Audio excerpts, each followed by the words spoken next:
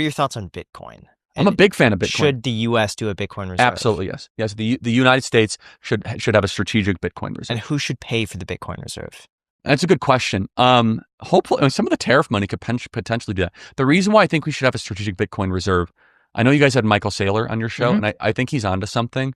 There is something called like the mass adoption theory, which is over a period of time, like the English language, US dollar, things just catch on and they're just kind of volitional and there's no stopping it. I think Bitcoin is that.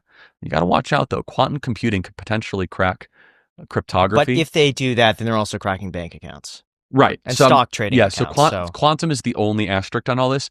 But I think Saylor is onto something very profound, which is that because Bitcoin is a legitimately scarce resource, that is probably going to go nowhere but up. So Saylor makes a very provocative argument that Bitcoin could go up 10x over the next 10 years or something like that, which therefore, if we start a Bitcoin strategic reserve, it could like pay for the national debt and like basically cover our losses on the deficit.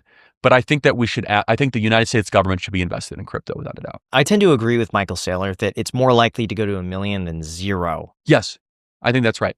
And by the way, so you have a problem of the world's richest people. They don't know where to put their money. So there's only so many penthouses in London and Paris that they could buy. There's only so many ranches in Wyoming that they could buy.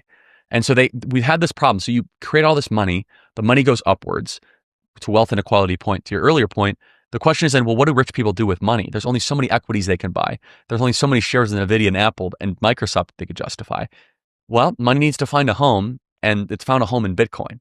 And so once it has mass adoption, and literally the wealthiest families on the planet are starting to park serious monies in Bitcoin. And because it's scarce, it's easy to transfer, and it's just a winner. Sometimes there's a mass adoption and it just rises to the surface. And I think Bitcoin is that.